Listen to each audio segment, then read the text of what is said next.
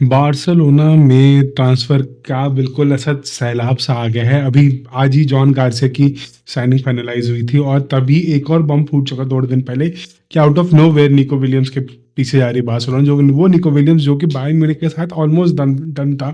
Real Madrid भी Nico Williams के पीछे जा रही थी, जबकि लापोर्ता ने बोल दिया था कि Nico Williams is past, Nico Williams history है, हम मूव ऑन कर रहे हैं, ये है, वो है, ज़माने भर का। लेकिन हम फिर से निको विलियम्स के पीछे जा रहे हैं। पता नहीं क्यों, लेकिन हम जा रहे हैं।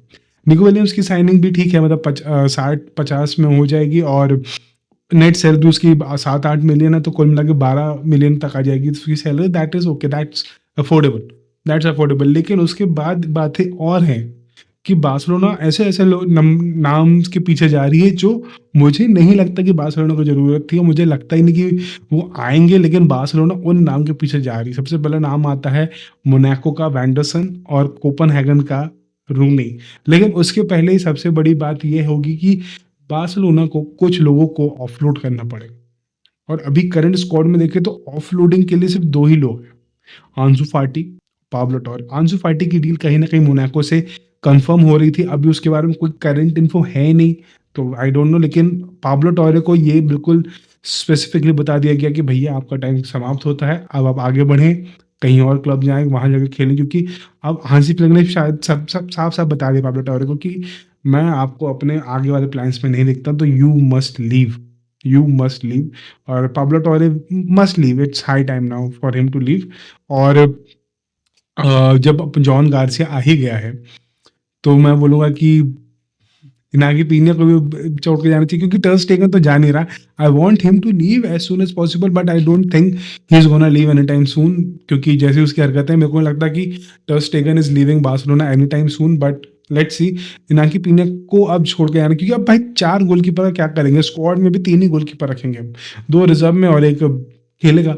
तो चौथे गोलकीपर का क्या करेंगे? तो भाई I think Inaki Pena, it's high time for him to leave and explore other opportunity. मैं तो बोलता हूँ जैसे उसने गैलातासराय में खेला था उसने 1 सीज़न, वैसा वो 4-5 सीज़न और खेले, मतलब लीग टाइटल्स उठाए, सब कुछ उठाए, यूरोपा उठाए, कॉन्फ्रेंस उठाए, सब उठाए। I don't have anything against him, लेकिन it's high time for him to leave and move forward for Inaki Pena.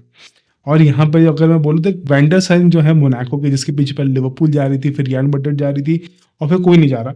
और अब क्योंकि लिवरपूल ने फ्रिंगपोंग साइन कर लिया और रियल मैड्रिड ने ट्रेंट अलेक्जेंडर-आर्नोल्ड साइन कर लिया, तो अब वैंडरसन एक खुली किताब है, जो उस पे हम हाथ डाल के पकड़ लें।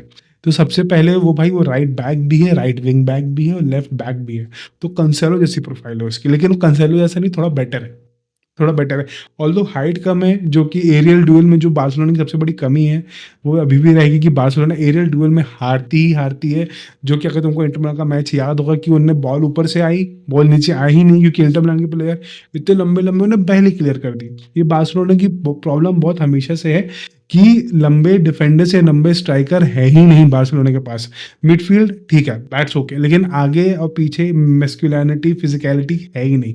और फिर से वही होगा, अगर खैर वेंडरसन के अलावा कोई है भी नहीं मार्केट में, but still I think Kounde would be the first choice to play as a right back. I would love him to play as a right back for more 2 or 3 season. Everyone will love him to play right back for the 4-5 season, है ना? But yes, let's see क्या होता है। लेकिन और Copenhagen का जो रूनी है, वो वाला रूनी नहीं, दूसरा रूनी है, 19 साल का है, ये राइट विंग है। और मुझे भी समझ में नहीं आता कि हम एक और राइट विंग क्यों चाहिए? हमारे पास जब रफीनिया है, हमारे पास जब यमाल है, हमारे पास फेरान टोरेस भी है, ठीक है, let's assume Ferran Torres striker खेलेगा, यमाल राइट विंग खेलेगा, रफीनिया कैम भी खेल लेगा, हाइब्रिड स्ट्राइकर खेल लेगा। लेकिन फिर एक बात ये भी होगी, अगर हम उसको खिलाएंगे तो हमें या तो यमाल को बिठाना पड़ेगा या तो रफीनिया को बिठाना पड़ेगा, क्योंकि हम 3 राइट विंग के साथ कैसे खेलेंगे? तो अगर हम रूनी को भी साइन कर लेते हैं, तो भी कहीं न कहीं ये हल्का-सा बैकफायर होगा कि अब हम किसको खिलाएँ, अब हम किसको ना खिलाएँ। क्योंकि रूनी भी है, यमाल भी है, रफीना, अगर हम तीनों साइड से हम राइट विंगर ही खिला देंगे, सबके एक ही पैर चलेंगे, दूसरा पैर चलेगा ही नहीं। ये मेरी थिंकिंग है, गलत भी हो सकती है। और एक और स्ट्राइकर है, मेरे ख्याल से जर्मनी का है, 6 फुटिया है। अब मेरे को उसका नाम याद नहीं आ रहा है, मेरे को उसका नाम अगर मैं कहीं से पता करूँ, कंट्रोल एज हिस्ट्री में जाके, और ग्रिमाल्डो नहीं है, वेंडरसन नहीं है, निक वॉल्ट मार्टे, ये एक है। मतलब कितने, मेरे ख्याल से ये 6 साढ़े 6 फुट का प्लेयर है ये।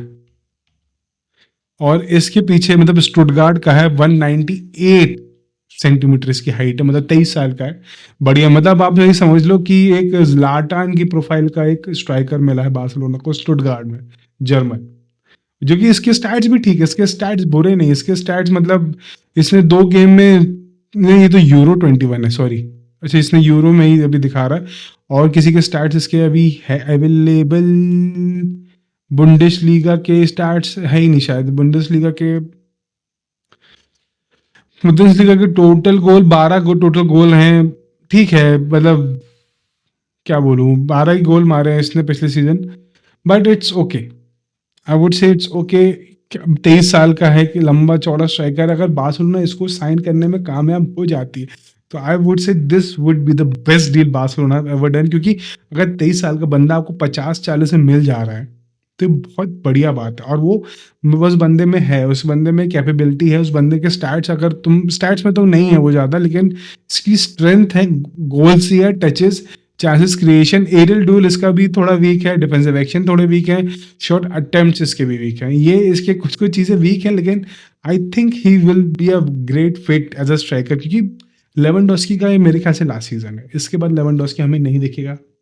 और हमें चाहिए एक स्ट्राइकर। फरान टोरेस के भरोसे हम नहीं बैठे रह सकते, फरान टोरेस के भरोसे हम नहीं रह सकते, नहीं रह सकते, नहीं रह सकते।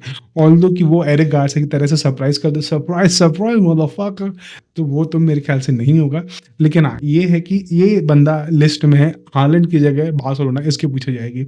और जब निको विलियम्स की डील फाइनलाइज हो ही रही है तो 433 एक बॉम्ब फोड़ती है कि Rashford has offered or wanted or informed Barcelona that he wants to join them. But no one asked Barcelona that Barcelona wants him or not. But jokes apart, Rashford ना सिर्फ एक लोन पे अगर हम Barcelona का मिलता है तो that would be a good opportunity as compare to buy करना। क्योंकि लोन पे देखो, एक साल चल गया ठीक है, राइशफोर्ड के साथ कंसिस्टेंसी ही प्रॉब्लम है, जो मेरे साथ भी है। लेकिन कंसिस्टेंटली परफॉर्म करना would is a very big task as compare to play on a, मतलब पता है राइशफोर्ड से कंसिस्टेंसी एक्सपेक्ट करना बहुत मुश्किल है। क्योंकि भाई उसने एसए मिलान में बहुत बढ़िया खेला, लेकिन यूनाइटेड के लिए उतना बड़ा ही नहीं खेला। वो उसने फाइनल में भी मेरे ख्याल रैशफोर्ड ने या एसेंसियो ने गोल मिस किया था पीएसजी के अगेंस्ट, लेकिन वो हो सकता था। एक ऐसा प्लेयर जो एक एसिड की जगह एक लाइबिलिटी है, वो रैशफोर्ड का नाम आया। ऐसे कुछ दिनों पहले एरिक गार्सिया का भी नाम आता था, लेकिन Eric Garcia has redeemed himself. But यहाँ अभी भी रैशफोर्ड को मैं बोलूँगा कि वो एसेट नहीं, वो एक लाइबिलिटी है। और वो पता नहीं वो किस करवट बैठेगा और जिस वो गड़बड़ कर देगा, वो जीता जिताया मैच वो हरवा सकता है। और उस पर तुम भरोसा नहीं कर सकते कि वो बंदा रेगुलरली आपके लिए परफॉर्म करेगा या नहीं करेगा। लेकिन कुछ भी वो बार्सिलोना की चीज़ें ठीक लग रही है मुझको। लेकिन क्वेश्चन मेरा यही है कि इतनी साइनिंग हम कर तो रहे हैं, लेकिन पैसा कहाँ से आएगा?